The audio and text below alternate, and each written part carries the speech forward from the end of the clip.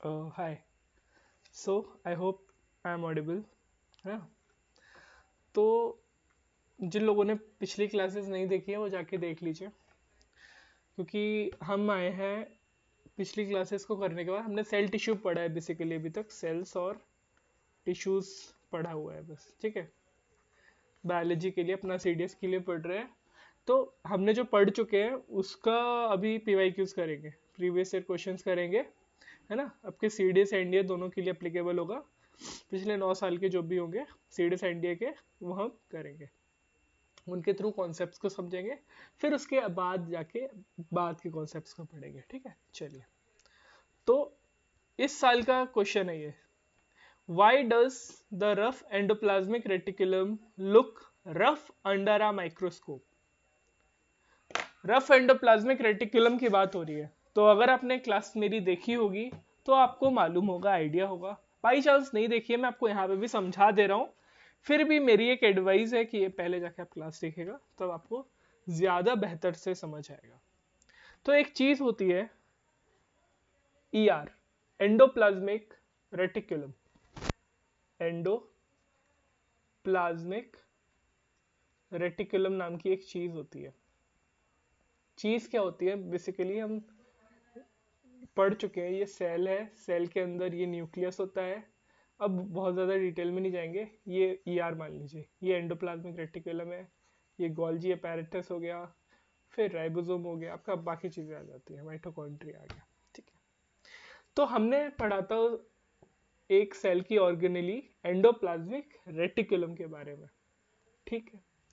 इसके बारे में हमने एक चीज़ देखी थी, that it is only found in what, okay, sorry, only found in eukaryotic cells. अब भैया यूकैरियोटिक सेल्स क्या है, इसके लिए मैं सब बता चुका हूँ पिछली क्लास में, है ना। तो दो चीजें होती है, एक यूकैरियोटिक सेल्स, एक होता है आपका प्रोकैरियोटिक सेल्स, ठीक है। यूकैरियोटिक सेल्स में आपका बेसिकली क्या होता है, न्यूक्लियस होता है। यूकैरियोटिक सेल में आपका क्या होता है, न्यूक्लियस प्रेजेंट होता है। प्रोकैरियोटिक सेल में आपका न्यूक्लियस प्रेजेंट नहीं होता है, ठीक है। अब भैया न्यूक्लियस के ऊपर एक मेम्ब्रेन होती है ना, तो जब यूकैरियोटिक, पूरा तो पता ही होगा यूकैरियोटिक और प्रोकैरियोटिक, ठीक है। तो जब न्यूक्लियस है तो उसके ऊपर न्यूक्लियर मेम्ब्रेन भी होगी, तो यहाँ पे न्यूक्लियर मेम्ब्रेन भी होती है। यहाँ मैं शॉर्ट में लिख दे रहा हूँ बिकॉज पूरी क्लास में समझा चुका हूँ। यहाँ न्यूक्लियर मेम्ब्रेन नहीं होती है, ठीक है। प्रोकैरियोटिक में कुछ और चीजें होती है, जैसे न्यूक्लियस इसमें नहीं है, तो न्यूक्लियस की जगह उसमें होता है न्यूक्लियोइड। क्या होता है, न्यूक्लियोइड, ठीक है। और कुछ चीज बातें थी प्रोकैरियोटिक की वजह से, वो मल्टीप्लायर्स बहुत फास्ट रेट पे होता है। It multiplies eight faster rate, है ना, कंपैरिजन टू यूकैरियोटिक सेल्स। आपको पता है सेल डिवीजन होता है, तो प्रोकैरियोटिक में ज्यादा तेजी से होता है। इसका जो जेनेटिक मटेरियल होता है वो नेकेड होता है, नंगा होता है। प्रोकैरियोटिक का जेनेटिक मटेरियल इज नेकेड। और डिटेल में आगे पढ़ेंगे इसको, वो थोड़ा हाई लेवल है, ठीक है। और membrane bound organelles, membrane bound organelle मैं शॉर्ट में लिख रहा हूँ। मेम्ब्रेन बाउंड मतलब ऑर्गेनेलीज, आपको पता है जैसे हमारे बॉडी में ऑर्गन्स होते हैं वैसे ही सेल्स में ऑर्गेनेलीज होती है। हमारे हाथ पैर है, ऐसे ही उसके भी ऑर्गन्स है जिन्हें हम ऑर्गेनेलीज बोलते हैं। जिन ऑर्गन्स के ऊपर एक मेम्ब्रेन होगी, जैसे हमारे स्किन, हमारा हाथ है, ठीक है, ऑर्गन है, इसके ऊपर स्किन है, तो ये इसके ऊपर एक मेम्ब्रेन हो गई, है ना। ऐसे ही मेम्ब्रेन ऑर्गेनेलीज के ऊपर एक मेम्ब्रेन होती है। प्रोकैरियोटिक में ये मेम्ब्रेन नहीं होती, इन ऑर्गेनेलीज के ऊपर मेम्ब्रेन नहीं होती।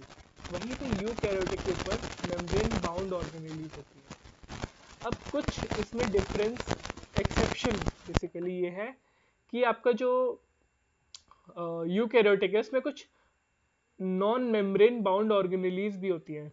नॉन मेम्ब्रेन बाउंड ऑर्गेनेलीज भी होती है, ये कुछ एक्सेप्शन है। दो एक्सेप्शन है बेसिकली, एक आपका हो गया राइबोसोम, राइबोसोम जिसके बारे में हम पढ़ेंगे अभी, और दूसरा हो गया सेंट्रियोल। बेसिकली राइबोसोम के ऊपर ये पीवाईक्यू था इस साल में है। तो राइबोसोम क्या करता है, ये करता है आपका protein synthesis. Centriole cell division करता है। ये सेल डिवीजन करता है सिर्फ एनिमल्स में, प्लांट्स में नहीं, ओनली इन एनिमल्स। तो हमने देखा सबसे पहले तो हमारा ये क्वेश्चन था रफ एंडोप्लाज्मिक रेटिकुलम रफ क्यों दिखता है माइक्रोस्कोप में। तो इसके लिए पहले रफ एंडोप्लाज्मिक रेटिकुलम से पहले हमें एंडोप्लाज्मिक रेटिकुलम को समझना पड़ेगा। तो एंडोप्लाज्मिक रेटिकुलम सिर्फ और सिर्फ यूकैरियोटिक सेल्स में पाया जाता है। अब यूकैरियोटिक और प्रोकैरियोटिक दो टाइप के सेल्स होते हैं, ठीक है। यूकैरियोटिक आपका होता है जिसमें न्यूक्लियस पाया जाता है, प्रोकैरियोटिक में न्यूक्लियस नहीं पाया जाता। यूकैरियोटिक में न्यूक्लियर मेम्ब्रेन होती है, प्रोकैरियोटिक में न्यूक्लियर मेम्ब्रेन नहीं होती है। तो प्रोकैरियोटिक में न्यूक्लियस नहीं पाया जाता, उसकी जगह न्यूक्लियोइड पाया जाता है। वो प्रोकैरियोटिक जो आपके सेल्स होते हैं वो एक ज़्यादा फास्टर रेट पे मल्टीप्लाई होते हैं, ठीक है। जेनेटिक मटेरियल इनका नेकेड होता है ना। मेम्ब्रेन बाउंड ऑर्गेनेलीज की बात की थी कि प्रोकैरियोटिक में भैया एक भी मेम्ब्रेन बाउंड ऑर्गेनेलीज नहीं होती, इसमें सारी की सारी नॉन मेम्ब्रेन बाउंड ऑर्गेनेलीज होती है, शॉर्ट फॉर्म है, ठीक है। वहीं यूकैरियोटिक में भैया मेम्ब्रेन बाउंड ऑर्गेनेलीज भी होती है और नॉन मेम्ब्रेन बाउंड ऑर्गेनेलीज भी होती है। दो ही होती है ऐसी, राइबोसोम और सेंट्रियोल, जो नॉन मेम्ब्रेन बाउंड ऑर्गेनेलीज है। राइबोसोम प्रोटीन सिंथेसिस करता है, सेंट्रियोल सेल डिवीजन करता है, और सेंट्रियोल सिर्फ एनिमल्स में पाया जाता है, ठीक है। बात समझ आई? I hope, I hope. अब थोड़ा सा एंडोप्लाज्मिक रेटिकुलम की बात कर लेते हैं, है ना।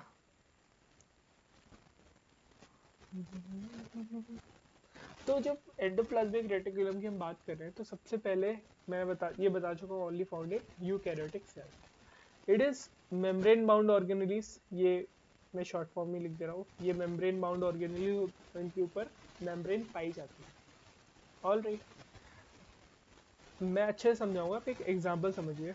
जैसे एंडोप्लाज्मिक रेटिकुलम आपका, मैं क्या हुआ, अच्छा इसके बाद भी है ना फ्लाइट, बढ़िया यार। एग्जाम्पल एग्जाम्पल मैं ले लेता हूँ, ठीक है। आपका जो एक फैक्ट्री है, आपकी नहीं मतलब एक फैक्ट्री है, ठीक है। पेन दिक्कत दे रहा है, फैक्ट्री है, ठीक है। वो फैक्ट्री का नाम है एंडोप्लाज्मिक रेटिकुलम। क्या नाम है? Endoplasmic reticulum. अब ये फैक्ट्री ना दो काम करती है। अब इनका भैया प्रोडक्शन का भी बिजनेस है ना, और ट्रांसपोर्टेशन का भी बिजनेस है इनका, ठीक। एंडोप्लाज्मिक रेटिकुलम की बात कर रहे हैं कि मान लीजिए एक फैक्ट्री है, इसमें प्रोडक्शन का काम भी चलता है और ट्रांसपोर्टेशन का भी काम चलता है। ये प्रोडक्शन का काम इनका जो चलता है, ये प्रोड्यूस करते हैं दो चीज़ों को। कौन कौन सी दो चीज़?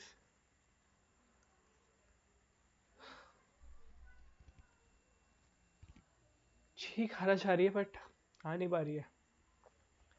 प्रोटीन और लिपिड्स। लिपिड्स आप बोलो फैट्स, फैट को लिपिड भी बोल सकते हो, ठीक है। तो दो चीजें प्रोड्यूस करता है, एक तो प्रोटीन और दूसरा फैट्स, ठीक है। ट्रांसपोर्ट, ये जो प्रोड्यूस कर रहा है भैया ये ट्रांसपोर्ट भी करता है। अब ट्रांसपोर्ट ये करता है बिटवीन साइटोप्लाज्म एंड न्यूक्लियस। अब साइटोप्लाज्म क्या है वो सब मैं बता चुका हूँ आपको, है ना। अब इतना डीप जाऊंगा तो फिर ऑब्वियसली वीडियो लंबा नहीं कर रहे हैं। नॉलेज आपको होनी चाहिए, आप जो पढ़ चुके हैं वो अपन यहाँ रिवाइज कर रहे हैं फिर IQs के थ्रू, है ना। जो भी समझ नहीं आए कमेंट सेक्शन में बता दो, ठीक है। Alright, just a second.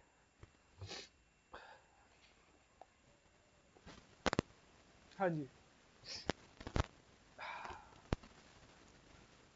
हाँ तो हमने देखा अब आपका ईआर एंडोप्लाज्मिक रेटिकुलम फैक्ट्री है, प्रोडक्शन कर रही है, ट्रांसपोर्टेशन कर रही है, प्रोडक्शन कर रही है प्रोटीन और फैट्स का, ठीक है। आगे आते हैं।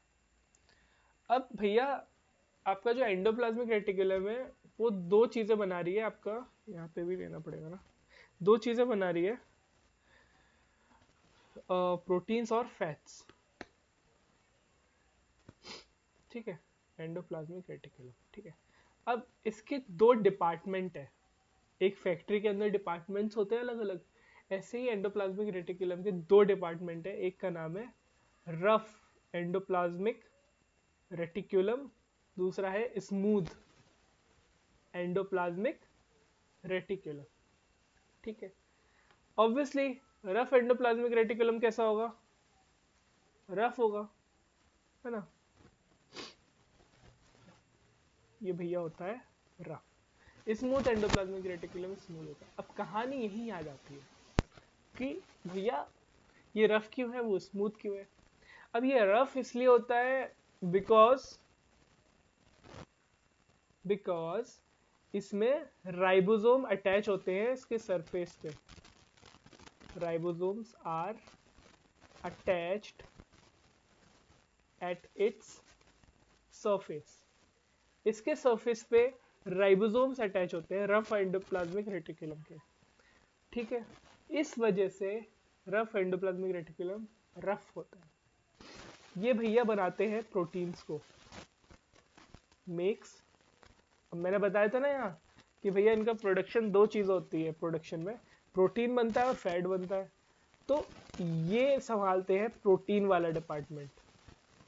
अब ये जो राइबोसोम्स मैंने बताया, इन्हीं राइबोसोम्स का काम है प्रोटीन बनाना, प्रोटीन सिंथेसिस इन्हीं का काम है। इन्हीं राइबोसोम्स जो अटैच है आरईआर के सरफेस पे, यही बनाते हैं प्रोटीन। ठीक है, अब ये वहां से प्रोटीन बनता है, यहाँ से ट्रांसपोर्ट हो जाता है कहाँ, गोल्जी बॉडी, गोल्जी पैरेटस में जाता है। अब गोल्जी बॉडी अपन किसी और पीवाईक्यू के थ्रू समझेंगे, ठीक है। गोल्जी बॉडी में जाता है, क्यों जाता है, पैकेजिंग के लिए, वो पैकेजिंग का काम संभालते हैं। ठीक है, लाइजोम्स वगैरह अब मस्त पढ़ेंगे आगे के पीवाईक्यू। तो बेसिकली रफ एंडोप्लाज्मिक रेटिकुलम को अपन क्या बोल सकते हैं, ये प्रोटीन बनाने वाली डिपार्टमेंट है। ये ऐसे बस प्रोटीन ऐसे, ये कुछ नहीं भाई, ये प्रोटीन बनाता है। आपके एंडोप्लाज्मिक रेटिकुलम के दो डिपार्टमेंट है, रफ और स्मूथ। ठीक है, स्मूथ की तरफ आते हैं। स्मूथ स्मूथ क्यों होता है भैया, सिंपल, क्योंकि इसमें राइबोसोम नहीं होते। हाँ, है ना भैया। सूखा सूखा क्यों है, क्योंकि वहाँ पानी नहीं है, हाँ, यही बात हो भैया। अब जैसे भैया यही इन्होंने प्रोटीन का कारोबार संभाल लिया, अब यहाँ पे ये संभाल लेते हैं अपना फैट का कारोबार। ये बनाते हैं फैट, लिपिड्स बोल सकते हैं। ठीक है, उसके अलावा इनके कुछ काम में डिटॉक्सिफाई करते हैं चीज़ों को हमारी बॉडी में, हार्मफुल सब्सटेंसेस होते हैं सेल्स के अंदर, इनको डिटॉक्सिफाई करते हैं। उसके अलावा स्टोर करते हैं कैल्शियम को, मसल सेल्स जो होती है, मसल सेल। ऑलराइट, ठीक। तो हमने देखा, हम बात कर रहे थे एंडोप्लाज्मिक रेटिकुलम के बारे में। ये सिर्फ यूकैरियोटिक सेल में होता है। यूकैरियोटिक प्रोकैरियोटिक दो टाइप के होते हैं, मैं बता चुका हूँ। न्यूक्लियस नहीं होता, न्यूक्लियस होता है, किसमें क्या है सब बता दिया। अब यू एंडोप्लाज्मिक रेटिकुलम आप ये समझ लो फैक्ट्री है। दो चीज ये करता है, प्रोडक्शन और ट्रांसपोर्टेशन। प्रोडक्शन करता है प्रोटीन्स और फैट्स का। दो डिपार्टमेंट है इसके, रफ एंडोप्लाज्मिक रेटिकुलम और smooth endoplasmic reticulum. Rough rough क्यों है, क्योंकि इसके सरफेस पे राइबोसोम अटैच है, ये राइबोसोम प्रोटीन बनाता है, सिंपल। स्मूथ स्मूथ क्यों, क्योंकि इसमें राइबोसोम नहीं है, ये फैट और लिपिड बनाता है, डिटॉक्सिफाई करता है चीजों को और स्टोर करता है। अब आते हैं हमारे क्वेश्चन पे। क्वेश्चन क्या था, why does rough endoplasmic reticulum look rough under a microscope. अब आसान लगा भैया, ये इसी साल का क्वेश्चन है सीरीज का। अब तो दे दोगे जवाब, क्यों, due to presence of ribosome on its surface. बिल्कुल सही, पहले ही सही है। एब्सेंस, ऑब्वियसली भैया एब्सेंस होगा तो ये स्मूथ एंडोप्लाज्मिक रेटिकुलम बन जाएगा। लाइसोसोम्स के बारे में आगे पढ़ेंगे, माइटोकॉन्ड्रिया के बारे में भी आगे पढ़ेंगे। आगे मतलब आगे जो पीवाईक्यू सेगमेंट है, ठीक है। नेक्स्ट पीवाईक्यू इस साल हमारे सीडीएस में था, वो है lactose is made up of. अब आपने अगर मेरी फर्स्ट क्लास देखी होगी ना, बायोलॉजी बेसिक्स, कुछ थोड़ी ज़्यादा बड़ी भी नहीं थी, उसमें आप ये समझ जाओगे कि ये क्या है। ठीक है, lactose is made up of what, आइए समझते हैं।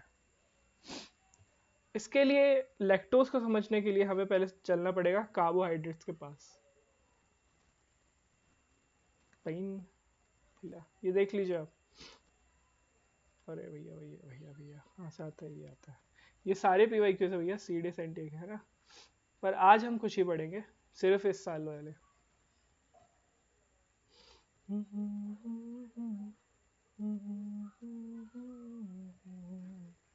ठीक है, ऑल राइट,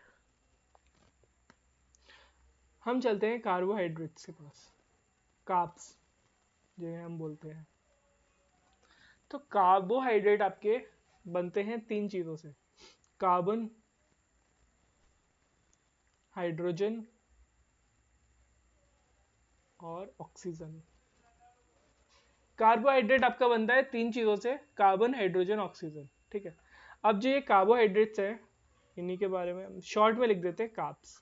ठीक है, अब जो ये कार्बोहाइड्रेट है, अब ये दो तरीके के होते हैं। सिंपल, अब शुगर बोल रहे इसको, सिंपल शुगर और कॉम्प्लेक्स शुगर, दो तरीकों से बनते हैं कॉम्प्लेक्स। ठीक है, अब सिंपल शुगर में आपके आते हैं दो टाइप के, और एक आता है आपका कॉम्प्लेक्स, अभी नहीं पढ़ेंगे, मोनोसैचराइड, मोनो मतलब सिंगल, मोनोसैचराइड, और एक होता है आपका डाई, डाई मतलब दो, डबल। स्पेलिंग गलत कर दी मैंने, चलो स्पेलिंग से आएगा, डाइसैचराइड। ठीक है, आपके कार्बोहाइड्रेट दो तरीके के होंगे, सिंपल, कॉम्प्लेक्स। उसमें भी सिंपल में आपके दो तरीके आ जाते हैं, मोनोसैचराइड और डाइसैचराइड। अब मोनो का मतलब सिंगल, सैचराइड का मतलब होता है शुगर, ये मैं बता चुका हूं। सिंगल शुगर मतलब जो सिंगल शुगर से बने वो आ जाते हैं आपके मोनोसैचराइड के अंदर। ये क्या हुआ, डाइसैचराइड में आपका होता है, डाई मतलब टू, सैचराइड मतलब शुगर, मतलब जो दो शुगर के बनता है वो डाइसैचराइड हो गया, एज सिंपल एज दैट, है ना। तो मोनोसैचराइड में आपका सबसे पहले आ जाता है ग्लूकोज, सिंगल शुगर का बना होता है। फिर आता है आपका फ्रक्टोज, फ्रूट्स वाला, ये एफ है, ठीक है, फ्रक्टोज। फिर आता है आपका गैलेक्टोज। ये तीन चीजें आपकी होती है क्या, मोनोसैचराइड, याद रखना एग्जाम में आ जाता है ना। डाइसैचराइड के ऊपर ज्यादातर क्वेश्चन आते हैं। डाइसैचराइड भैया जी क्या है, डाइसैचराइड में भी आपके तीन चीजें आती है, एक आता है माल्टोज, माल्टोज, सक्रोज और लैक्टोज। अब ये क्या है, दो शुगर से मिलके बना है। अब दो शुगर से मिलके बना है मतलब ये एक है, इन्हीं में से डबल डबल करके बना होगा, है ना। अब यही आपके क्वेश्चन में भी पूछा था, है ना।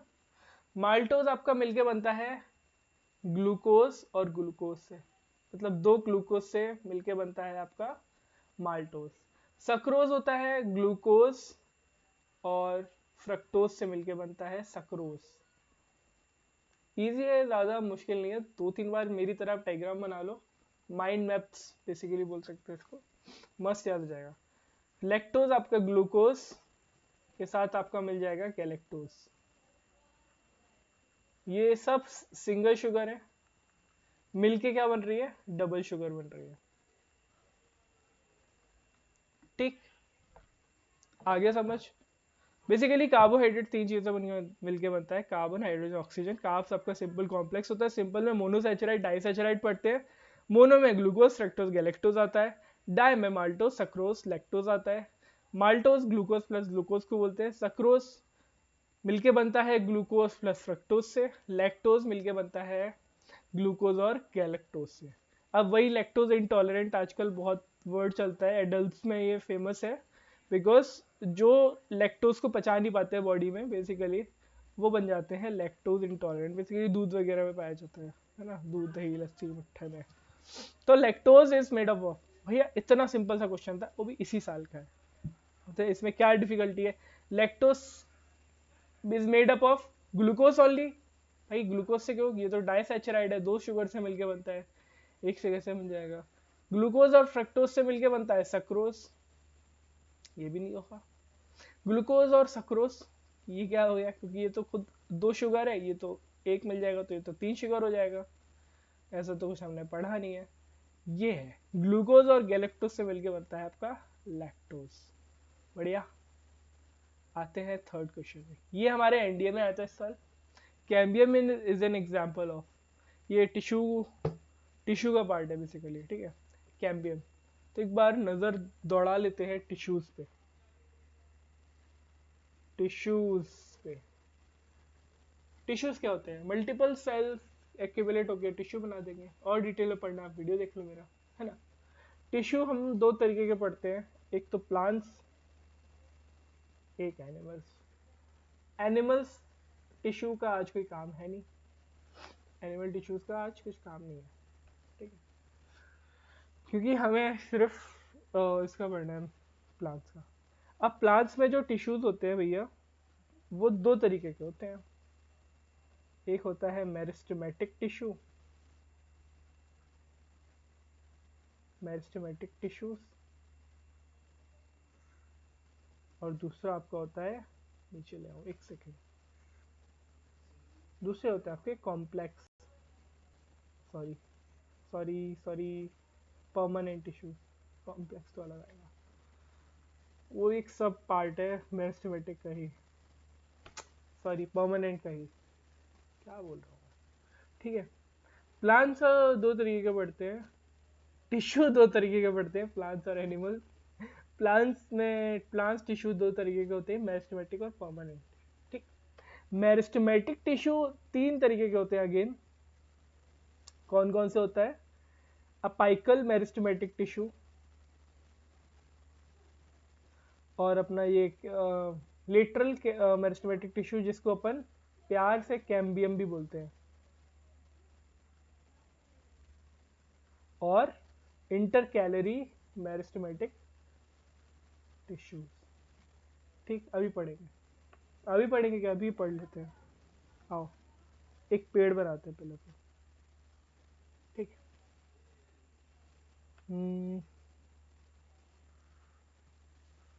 ब्राउन होता है पेड़,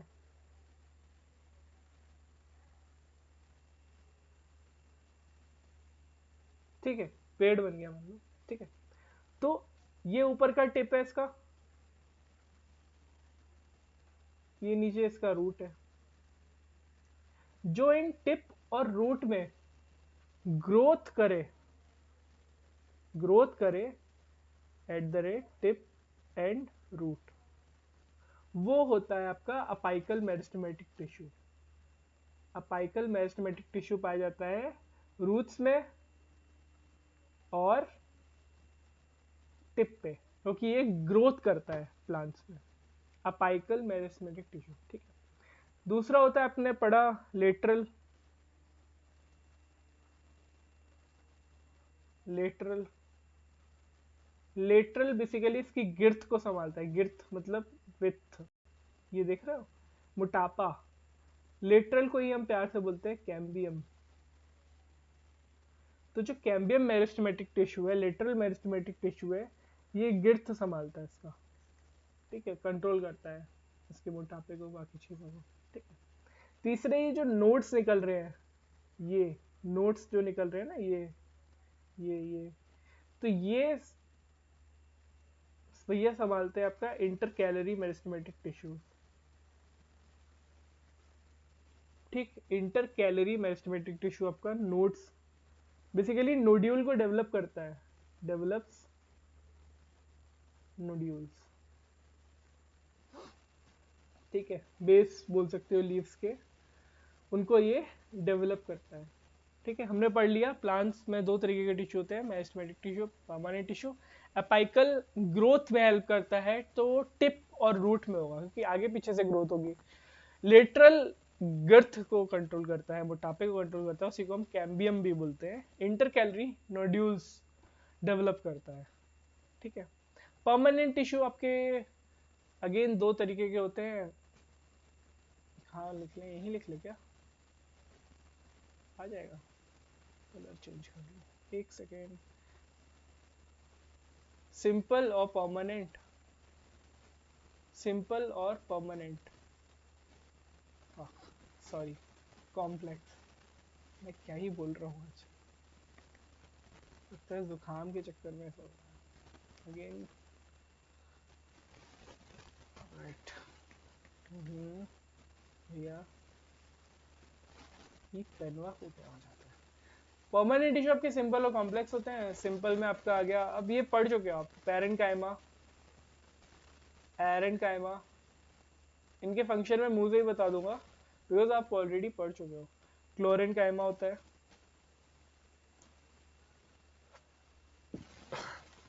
सॉरी कॉलिनकाइमा होता है, और एक डेड सेल से बना होता है स्क्लेरेनकाइमा। कॉम्प्लेक्स जाइलम फ्लोएम पढ़ते हुए आए हो आप, जाइलम और फ्लोएम। हमने टिश्यूज देख लिए, प्लांट्स और एनिमल्स में होते हैं, एनिमल्स के अभी नहीं पढ़ रहे। प्लांट्स में दो तरीके के होते हैं, मेरिस्टेमेटिक टिश्यू और परमानेंट टिश्यू। मेरिस्टेमेटिक में आपका आता है अपाइकल, लेटरल और इंटरकैलरी। अपाइकल ग्रोथ करता है कहाँ की, टिप और रूट पे, लेटरल गर्थ और intercalary nodules. Permanent tissue again दो तरीके का होता है, सिंपल और कॉम्प्लेक्स। सिंपल में आता है पैरेन्काइमा, पैरेन्काइमा आपका फूड स्टोर करता है, ये लिविंग सेल का बना होता है और ये पैरेन्काइमा स्टोर करता है फूड को। एरेन्काइमा का काम पैरेन्काइमा जैसा ही है, प्लस इसमें पैरेन्काइमा वाले काम करेगा, लेकिन ये उसमें होता है, क्या बोलते हैं अपना, फ्लोटिंग में, फ्लोटिंग क्या, एक्वेटिक प्लांट्स में, ठीक है, एक्वेटिक प्लांट्स में होता है जो फ्लोट करने में हेल्प करता है, ठीक है।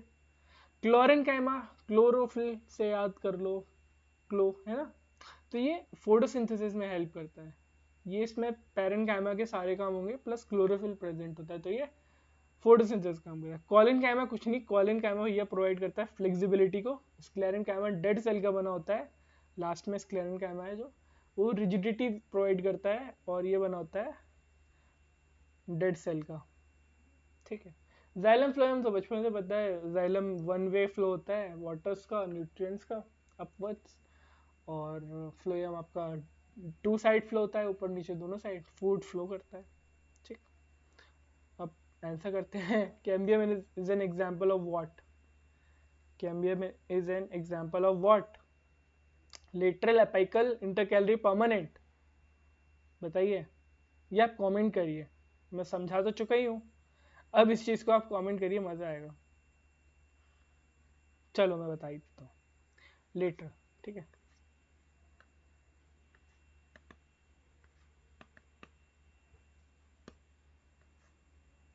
अरे एपिकल हमने देख लिया, टिप और रूट की ग्रोथ, इंटरकैलरी नोड्यूल्स की ग्रोथ, परमानेंट टिश्यू अलग ही होते हैं, सिंपल और कॉम्प्लेक्स, ठीक है। चलो बढ़िया है, टेक केयर, बाय बाय। आगे और भी पीवाईक्यूज है, वो पीवाईक्यूज करेंगे अपन बाद में। टेक केयर, बाय बाय, जय हिंद।